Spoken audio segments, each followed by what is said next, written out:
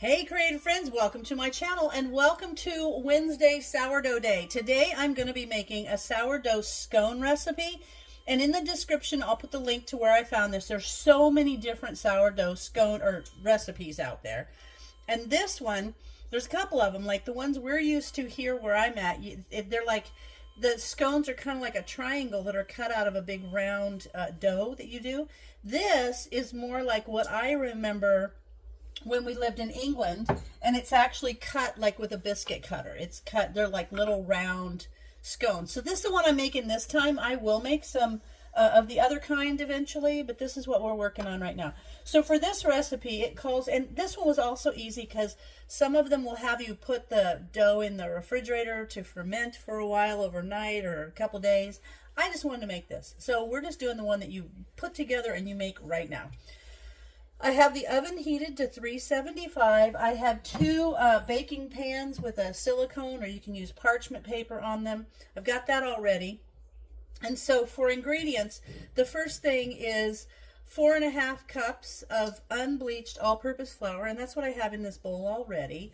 2 tablespoons of baking powder, 4 ounces, which is a half a cup of granulated sugar, and 1 teaspoon of salt. And a couple people said my salt doesn't look white. That's because I use the pink Himalayan salt, just because that's what I have.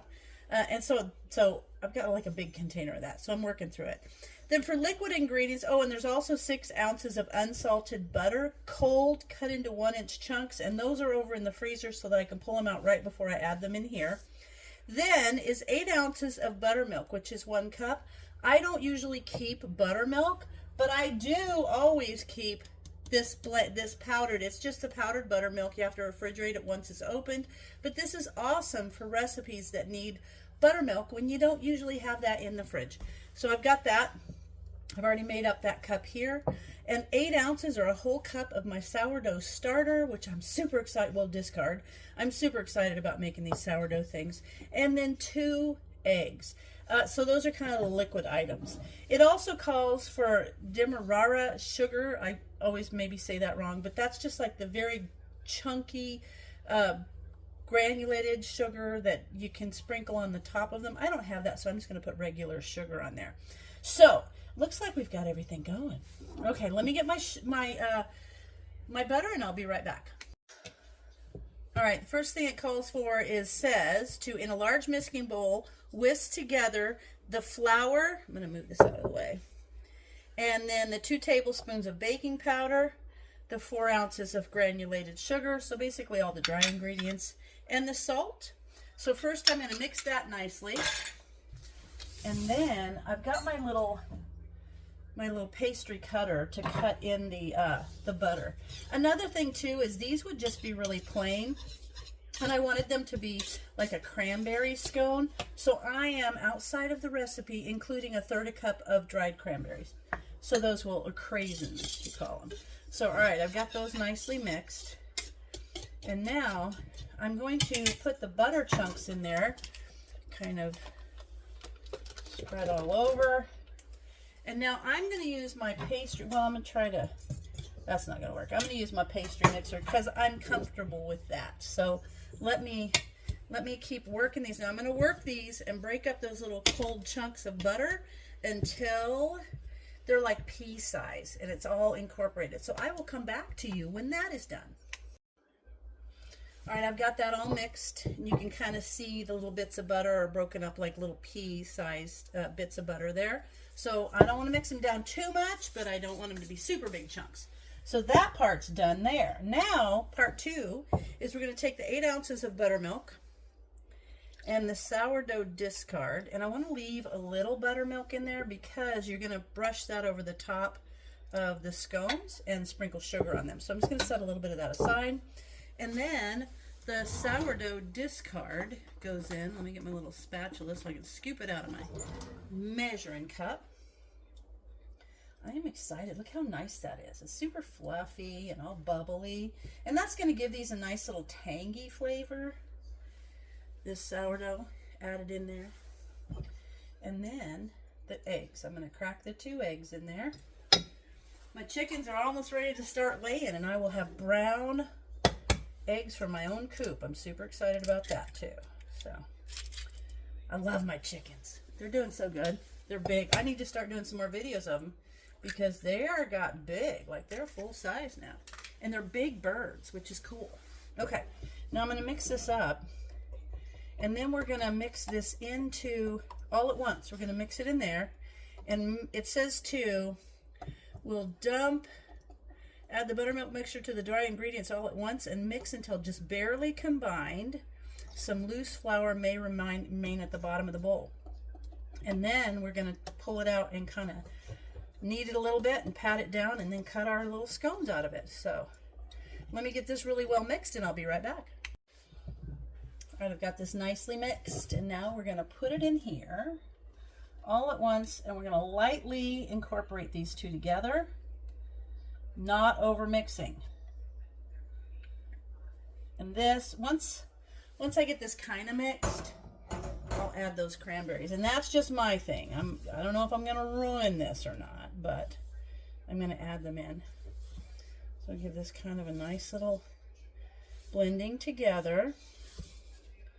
It's going to come together nicely. I can see that. Okay, so now it's just about to like that. So I'm going to go ahead and add these in. Kind of incorporate those because I don't want to over mix it. If I wait too long to add those, then I will over mix it. I love cranberries and scones. Okay, let me get that little bunch of flour kind of worked in there. And then it says, do not over mix in all capitals. Dump the dough onto a floured surface and finish kneading by hand until all the loose flour is absorbed. Okay, I'm thinking that looks pretty good. Okay, now let me get some flour out here on my surface. And then I will knead it and I will cut it with my biscuit cutter. There you go. Okay. Now, yeah. Okay, there we have it.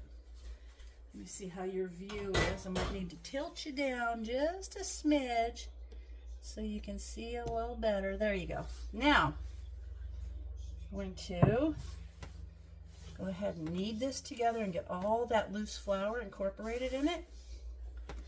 There we go. It's actually nice. It comes together. It feels really nice. Okay. I'm going to keep scooping these in, working these bits in. I'm not a professional, so if you are, or you think I'm doing it wrong, I'm just an old gal in my kitchen. So I don't want to overdo it either. Okay, so now I just don't want it to stick. There we go. That's looking pretty good. Okay. Let me get those bits of dough worked in there. Other than that, I think it's all till just all the loose flour. Use your hands to pat the dough into a 3/4 inch piece, and then we're going to cut them. Okay. Okay, I feel like if I knead it too much more, I will get too much flour in it. So now what I'm going to do is I'm just going to pat it down to be a 3/4 inch circle. So I'll be back as soon as I have that done. All right, there we are. It is about 3/4 inch. I measure with my finger. Okay, now I'm going to take this and I'm going to go around and make as many of the round scones as I can. I'll put those on the baking sheet. Then it says, ooh, looky, look, so nice. It says on there, place them about 1 inch a piece and then brush the tops with the buttermilk and sprinkle the sugar on it. I'm just going to use regular sugar because I don't have any of that special sugar. And then it says we're going to put it in the oven and let it go for 10 minutes and then check them if they're starting to get golden. It says to flip them and they should sound hollow. These are going to be delicious. I love scones. And there's actually an English tea room in Florence, Oregon that I used to take Mom to because we lived in England and she used to love tea.